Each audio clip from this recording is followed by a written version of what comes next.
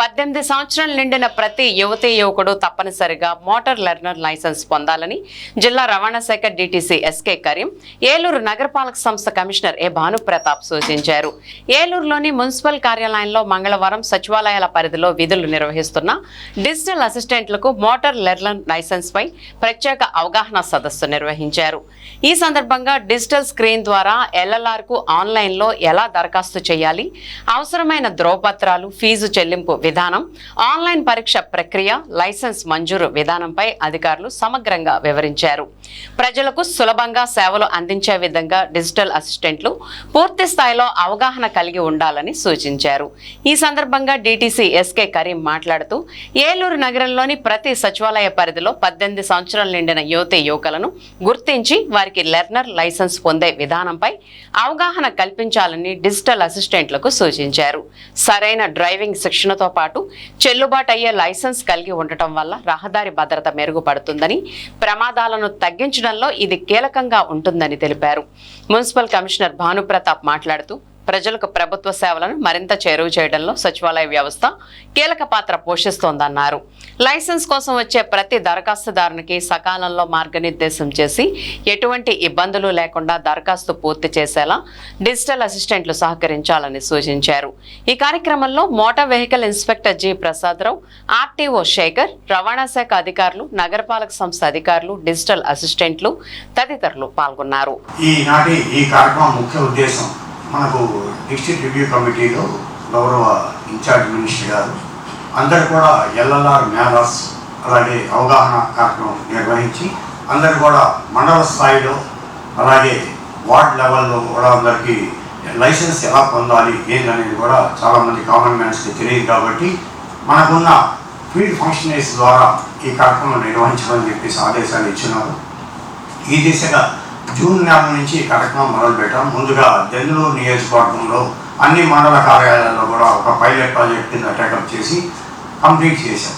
ఆ తర్వాత జిల్లాల వారీగా మనం అన్ని నియోజకవర్గాల్లో ఈ కార్యక్రమం కొనసాగిస్తూ ఈరోజు ఏలూరు సిటీలో, ఏలూరు నియోజకవర్గ పరిధిలో ఇక్కడ ఈ మున్సిపల్ కార్యాలయంలో ఈ ప్రోగ్రాం నిర్వహించడం జరుగుతుంది. దీని ముఖ్య ఉద్దేశం, చాలామంది ఎల్ఎల్ఆర్ అంటే లైసెన్స్ ఎలా తీసుకోవాలి ఏంటనేది ఎవరికి తెలియదు. వెహికల్ తీసుకుంటాం, ఆ డీలర్ షోరూమ్ దగ్గరికి వెళ్తాం, వెహికల్ పర్చేస్ చేస్తాం, డబ్బులు కట్టేస్తాం, వెహికల్ తీసుకున్న తర్వాత డ్రైవింగ్ లైసెన్స్ అనేది ఒక డాక్యుమెంట్ మ్యాండేటరీ. ఈ లైసెన్స్ ఉంటే కానీ మనం రోడ్డు మీద వెహికల్ డ్రైవ్ చేయకూడదన్న విషయం చాలామందికి తెలియదు. పట్టుకున్నప్పుడు చూద్దాంలే, పోలీసు వాళ్ళు ఆపినప్పుడు చూద్దాంలే అన్న చాలా లైట్గా తీసుకుంటూ ఉంటారు. ఒక సాఫ్ట్వేర్ ఇంజనీర్ కానీ కోర్టులో కేసు వేసి నాకు మోటార్ వెహికల్ కాంపెన్సేషన్ ఇప్పించండి అంటే, మీకున్న వెహికల్ ఏదైతే డ్రైవ్ చేశారో ఆ డాక్యుమెంట్ డ్రైవింగ్ లైసెన్స్ లేకపోతే, వెహికల్కి ఇన్సూరెన్స్ ఉన్నా సరే ఇన్సూరెన్స్ కంపెనీ డ్రైవింగ్ లైసెన్స్ లేదు కాబట్టి మేము లైబిలిటీ కాదు అని వాళ్ళు పక్కకి వెళ్ళిపోతాం. అప్పుడు ఏమవుతుంది, మీ వెహికల్ ఓనర్గా మీకు బాధ్యత ఫిక్స్ అవుతుంది. నేను ఏదైతే ఆ సాఫ్ట్వేర్ ఇంజనీర్ డిజేబిలిటీకి అతను ఏం చెప్తాడు, నాకు 30 సంవత్సరాల వయసు, దాదాపు నేను ఇంకో 30 సంవత్సరాలు నేను ఉద్యోగం చేస్తాను, దానివల్ల నేను 2 నుంచి 3 కోట్ల రూపాయలు నేను సంపాదించుకోగలుగుతాను. ఇప్పుడు నా డిజేబిలిటీ వల్ల 2 కోట్ల రూపాయలు నేను నష్టపోయింది కాబట్టి నా కుటుంబానికి చాలా బాధ కలిగింది. సో దీని అంతా కూడా మీరే పే చేయాలని చెప్పేసి ఎవరైతే వెహికల్ డ్రైవ్ చేశారో వాళ్ళకి ఫిక్స్ చేస్తారు. ఇదంతా సాధ్యమైతే 2 కోట్లు 3 కోట్లు మీరు కట్టగలుగుతారా? జరిగే పనేనా? సో ఆటోమేటిక్గా ఏమైంది, మీకు ఫ్యామిలీ, మీ ప్రాపర్టీస్ ఏమైనా అటాచ్ చేయబడతారు, అన్నీ కూడా అన్ని విధాలుగా నష్టపోతారు. ఇప్పుడు మన ఏలూరులోనే ఉంది డ్రైవింగ్ ట్రాక్, అది జానంపేటలో. ఈ జానంపేట డ్రైవింగ్ ట్రాక్ మీరు ఎవరైనా క్యాజువల్గా వెళ్ళి విజిట్ చేయండి.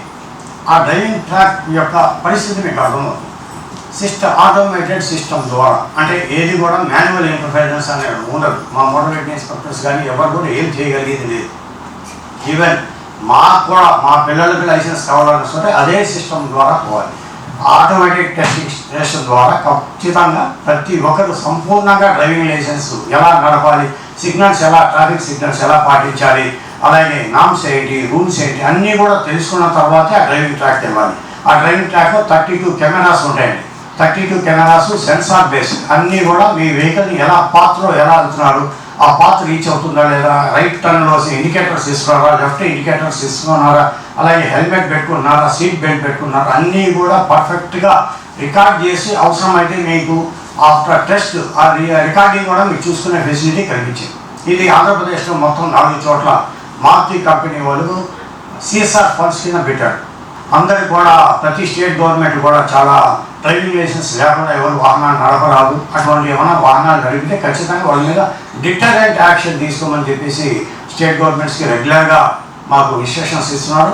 అలాగే జిల్లాలో district review road safety committee అనేది ఒకటి ఉంది. గౌరవ జిల్లా కలెక్టర్ గారు, ఎస్పీ గారు మెంబర్స్, మన మున్సిపల్ కమిషనర్ సార్ కూడా మెంబర్ దీంట్లో.